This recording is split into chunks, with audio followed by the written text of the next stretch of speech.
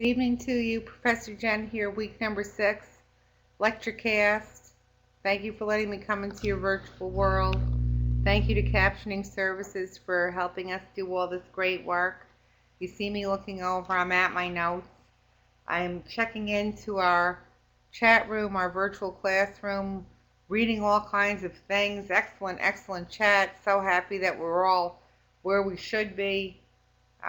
Most of you who have submitted your work to me, you've gotten your papers back in a timely fashion. I'm sure you'll be very pleased. And I thank you for all the work that you've done thus far. We're now in the home stretch. 4 more weeks to go, and Shazam, you're done.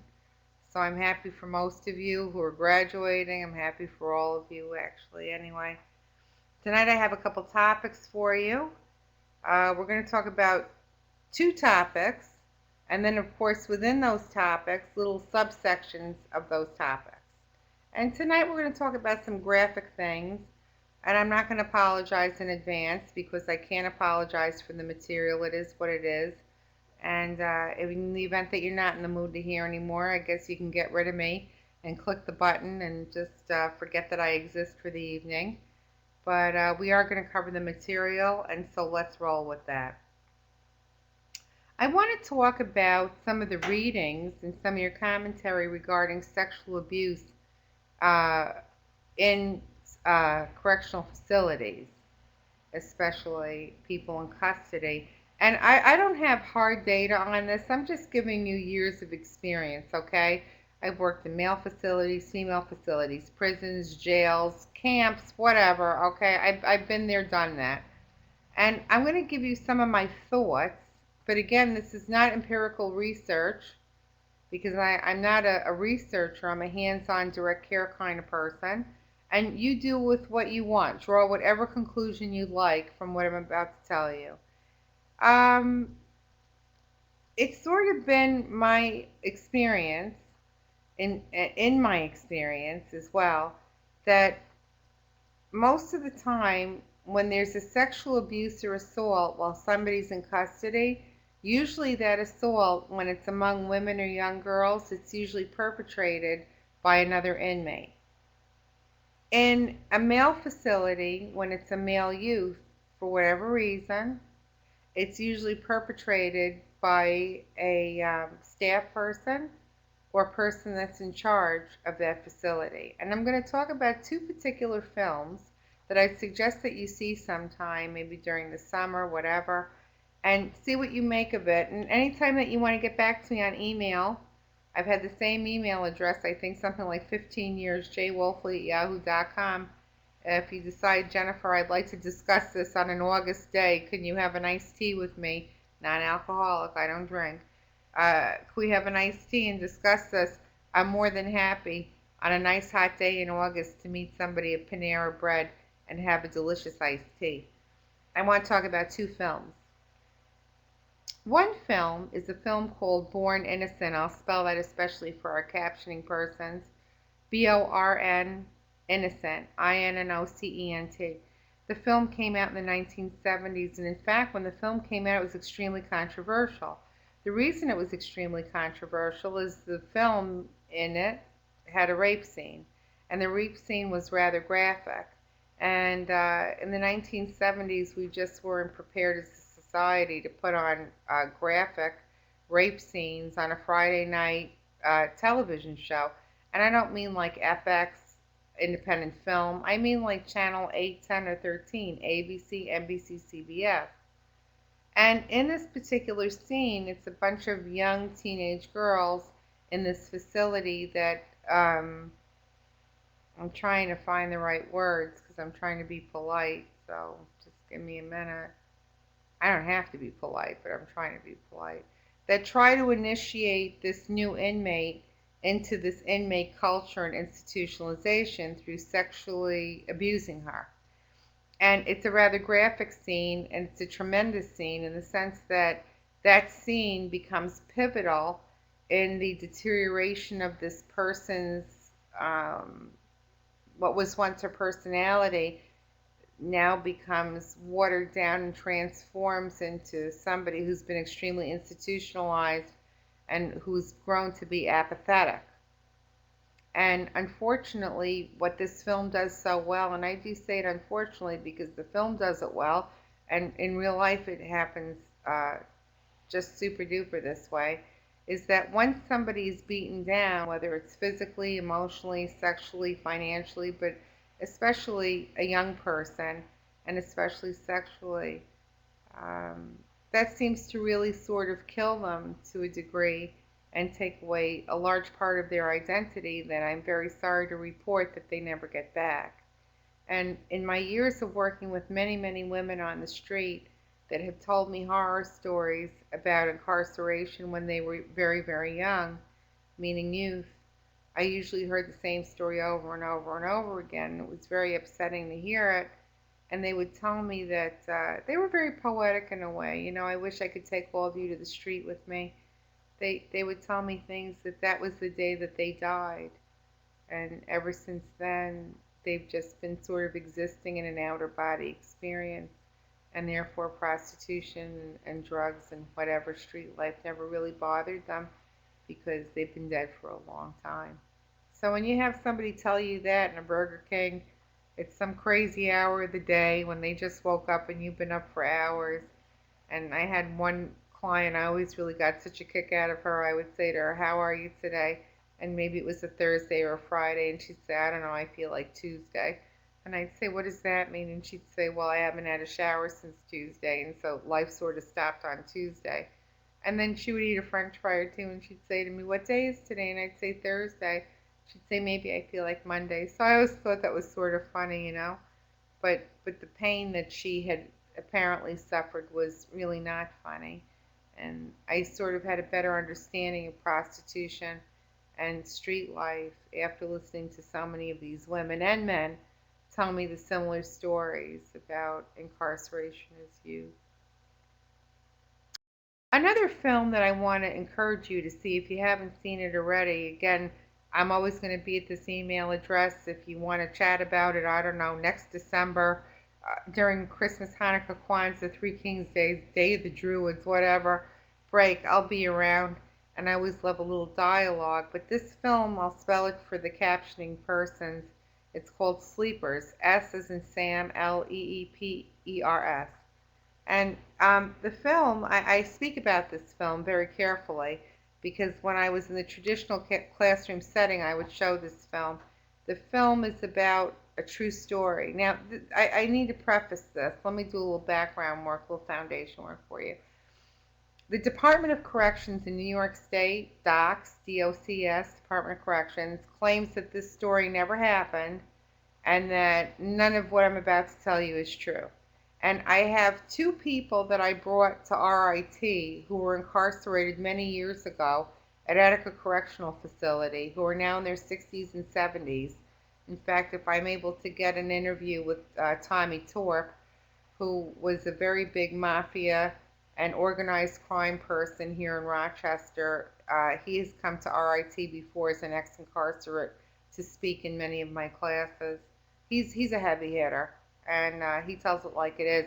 But he and another inmate told me that they had, well, they'd spent so much time in facilities, they practically knew everybody, but they used to call both of them Big Papa and Big Grandpapa because these two particular guys spent so much time in facilities that they literally knew all what we call new jacks, and they knew all the stories. They're sort of like the equivalent. I'm not trying to insult anybody, especially coming from my culture, but they're like the last of the Holocaust survivors in the sense, these two inmates that I worked with, because they encompass all of this history and all these crazy stories of just things that have gone on in Attica and all of these big facilities for decades because they sat there for so many of them.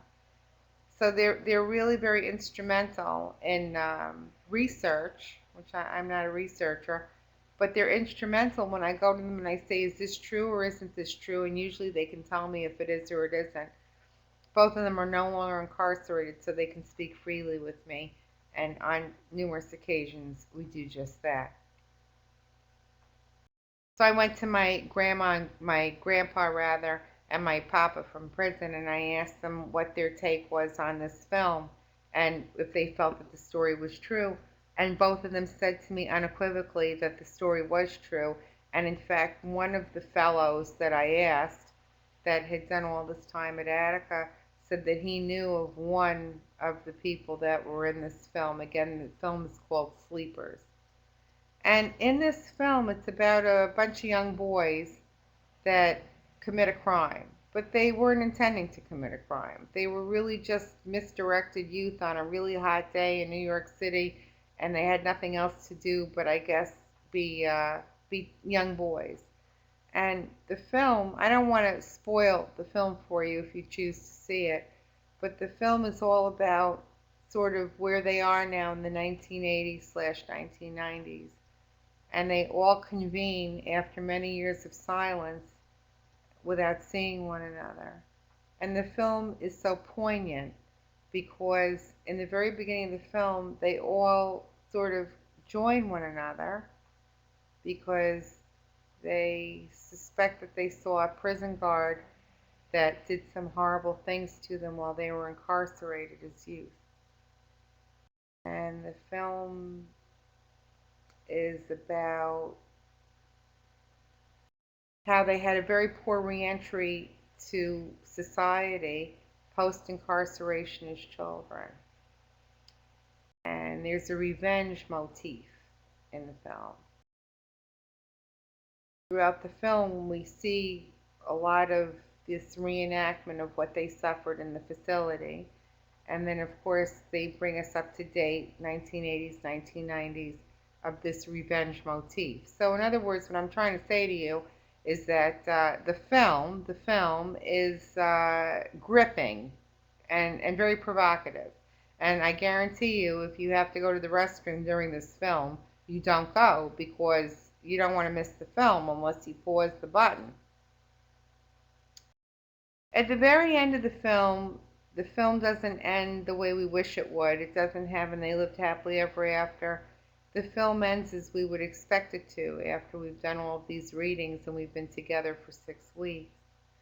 And then, of course, there's a gratuitous comment from the director at the end of the film that says none of the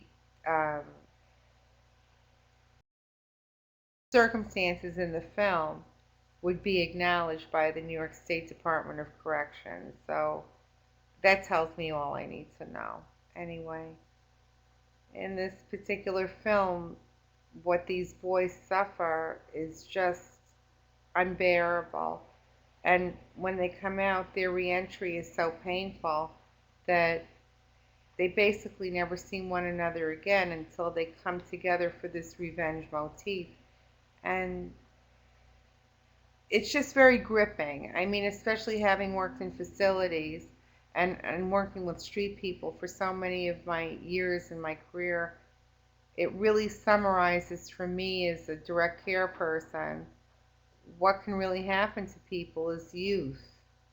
And if they're, especially if they're not allowed to talk about it or they're ashamed to talk about the violence that has happened to them, because shame is one of the largest contributors to all of the aftermath of what happens to people in sexual violence.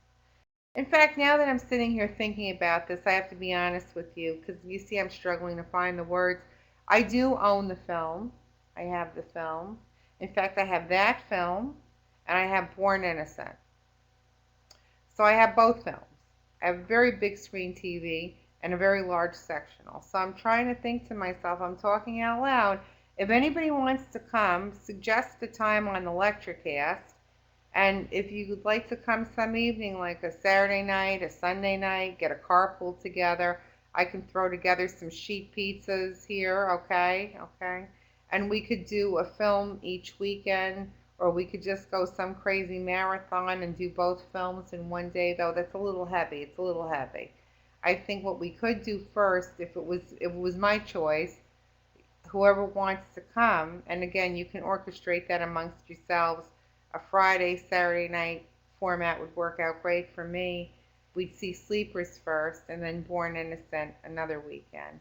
and I would spring for pizza, or I don't know, I'll make something yummy anyway. We could watch it here, and that wouldn't be a problem, and see what we think. So if you're interested, there's an invite. There's an invite. I also want to talk about a website that I found, which I sort of like. I'm looking at my notes. Please forgive me. That's why I keep looking down. It's called Emotional Vampires. Emotional Vampires. Vampires.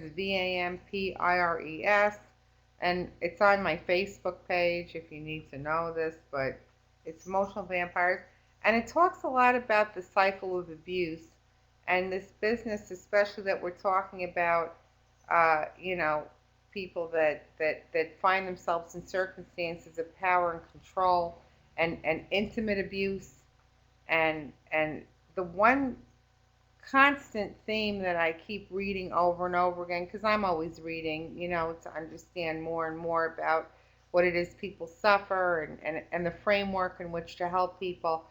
But it talks about this one particular personality. I suggest you go look it up. You don't have to take my word for it.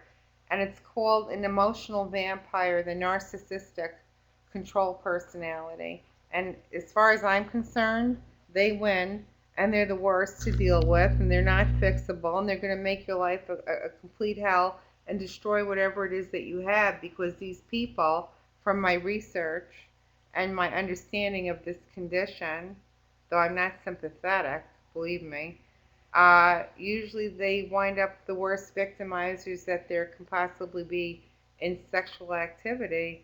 And part of their victimization includes the constant need, and I say this very strongly, so I'm going to repeat it, the constant need to defile and deteriorate their victims' experiences to the point where they isolate the victim.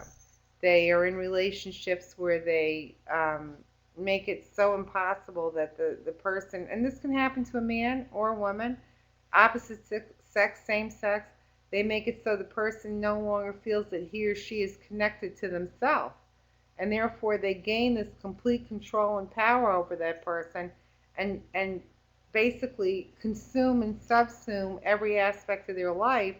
And it's even beyond sexual. It's emotional and financial, and it's really very serious. And the statistics are very, very sad, because the CDC says that once somebody is really consumed, I keep using this word consumed because that's the word that keeps coming up, that once they're consumed by one of these narcissistic personality types, that the recovery is very difficult, if any recovery at all.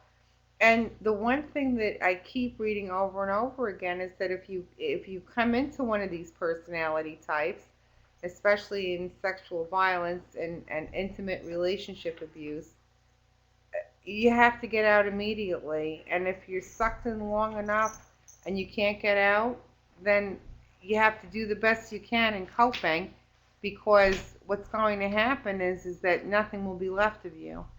And the irony is that these narcissistic personalities work so hard and so steadfast that they can consume, again the word consume and subsume you so quickly that you don't even know what's happening to you as it's happening to you. I know this all sounds very convoluted, but you really need to look it up, because it also runs true to the cycle of abuse, which is including the honeymoon phase, and then of course the makeup phase, and the I'll never do it again phase, followed by the I'm in love and enchanted phase, and it just keeps going around and around. For those of you who are math people or science people, it's like an emotional logarithm. It just never ends. So I wanted to share with you a couple of these things, these two films, this particular website that I'm sharing with you. Again, it's called Emotional Vampires. And every day if you log on to it, you know, in Facebook, they send you these little summaries of a new topic, and it's just very interesting. I think it's good to know this. And again, my offer, if we want to watch Sleepers here at 2500 Elmwood, you're always welcome. But again, you work it out amongst yourselves with the carpooling.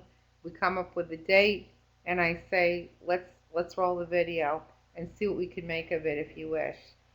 So I'll leave you with these thoughts. We should get writing, of course, as we have our week 8 approaching for our little papers there. And on Thursday night, I will load some more assignments that are going to obviously be relevant to writing your research paper, your topics paper. And I thank you so much for letting me into your virtual world, virtual classroom. And I wish each of you well as always. And good night to you. And always be safe. Bye.